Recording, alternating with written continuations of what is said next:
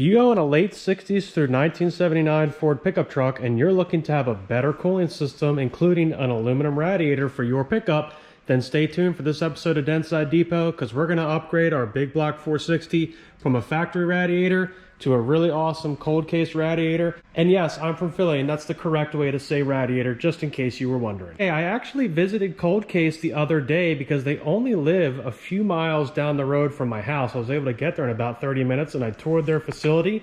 And while I was there, I picked up one of these cold case systems for our 79 F250 crew cab 4x4 project. We're going to be upgrading it with electric fans, putting on the cold case radiator, with the fans right there, and I'm really excited to see what this looks like and how it installs. And this is my first time installing one of these systems.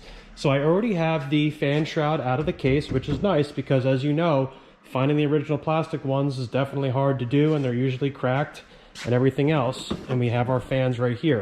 So let's go ahead and get the radiator out of the box here and see what it looks like. I'm excited to see this. All right. Okay, here we go.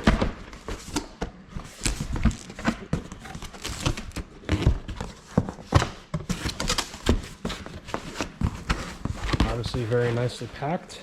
And you know what? I'm going to put the camera down because I don't want to drop it.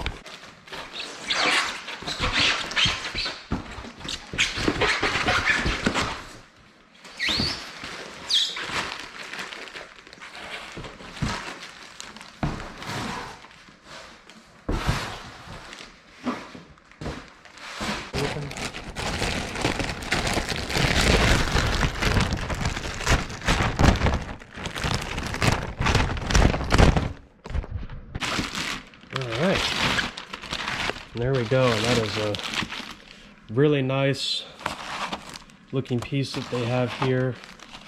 That looks really, really good. Okay, next thing we need to do here is we need to install the shroud, and I think I'm going to put the shroud on while it is still off the truck. So let's go ahead and see if the holes line up nicely. There are a few different ways that you can do this per the directions.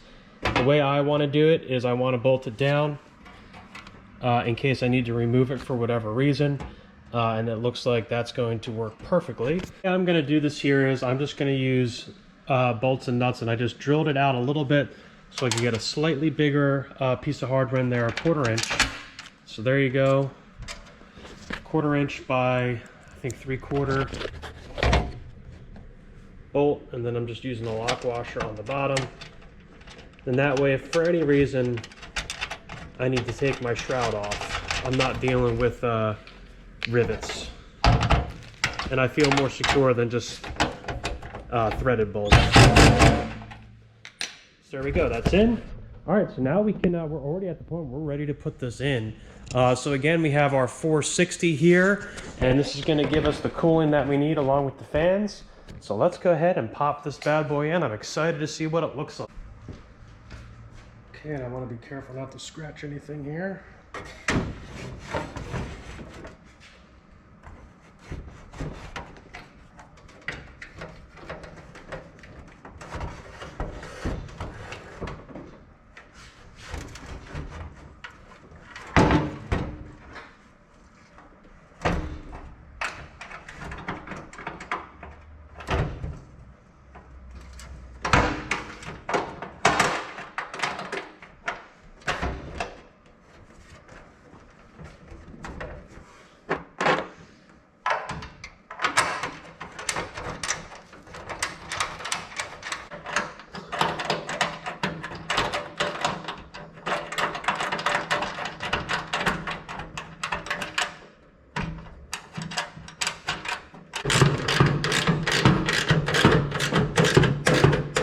Okay, and I got it all bolted down there, and yep, that looks really darn good. I mean, what a good looking radiator, as we say in Philly here.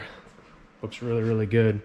Okay, so now what's up next is we got to install the fans, and now that I'm thinking about it, it probably would have been easier to do that with it off as well, but I didn't know how much space I would have, and I didn't want to scratch anything or make it way more. So now we can get our fans installed, and this is really, really simple. This is not a difficult thing to do. So with the kit, you get these little pieces, and they just push down like that and into place. not really complicated to figure out. Okay, there we go. Those are in all around, so the only thing you really need to think about is where do you want to orient your wiring harness coming up off of it. And for the way I want to do it, because I have my power module over here, is I want the wires to come up and then over and then around and down and into the power module, make it as simple as possible. So the way this goes together is you're just using these screws that come with the kit, little bolts, go right in. It's already pre-tapped and with riv nuts for you, and you just put it in. So let's get it together. Okay, and you can see even with it on the vehicle, this is still not going to be difficult to install because the system's set up so well just to get it together.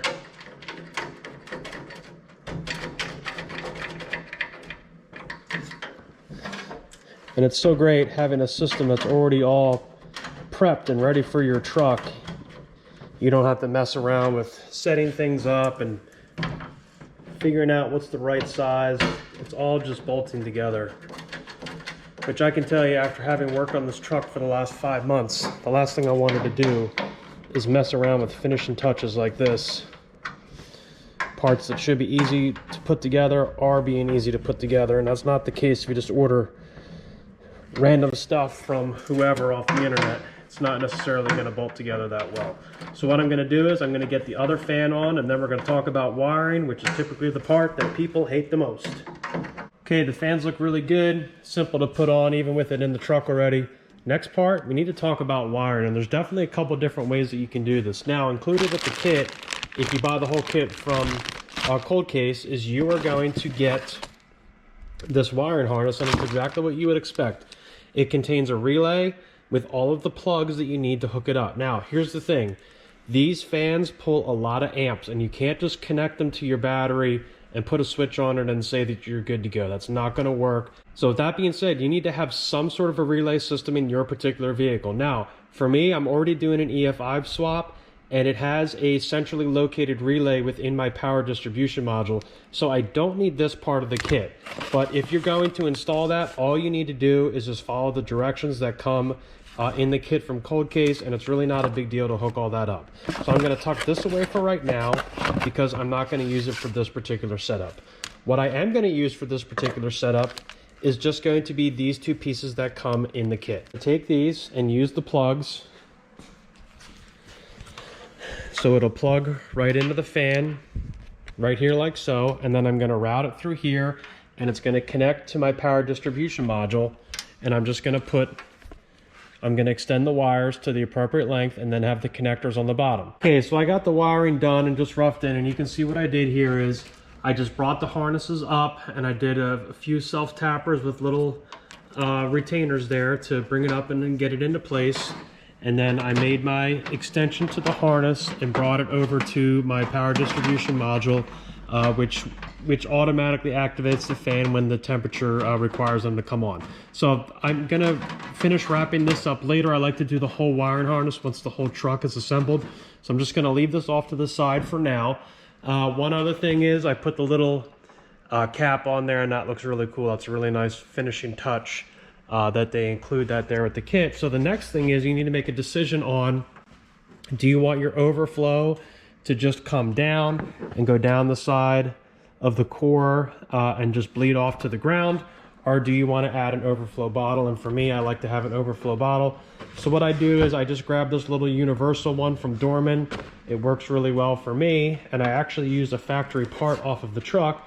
Now this is typically the emissions canister holder, and since you obviously are not probably going to use your emissions, I just repurpose it to be the coolant overflow bottle holder. So we're just going to go ahead and bolt that down right here and then attach our hose.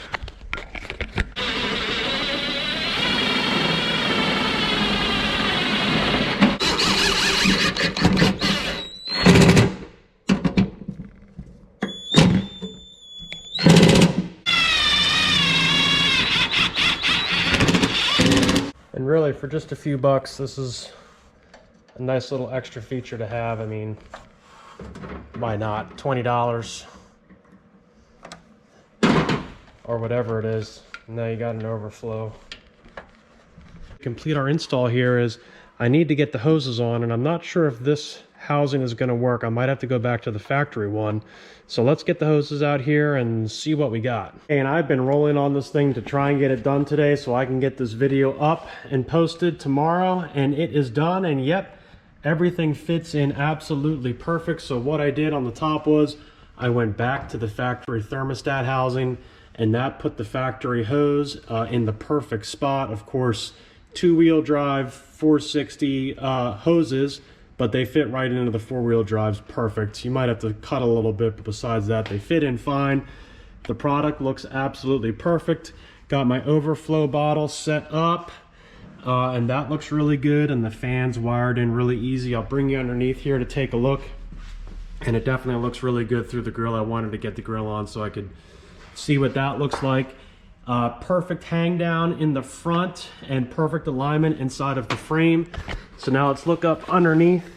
Now I do not have an automatic transmission, so I just plugged the transcooler lines with a couple NPT plugs, and then you can see the hose fitment on the bottom is perfect, and the fans look great as well, and that was a super easy install to do.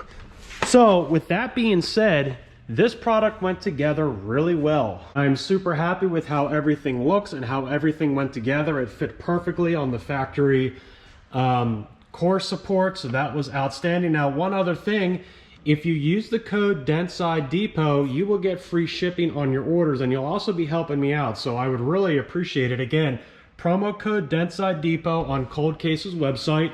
You will get free shipping on your order, and it is a very well-packed radiator when you get it, and of course everything's going to look great.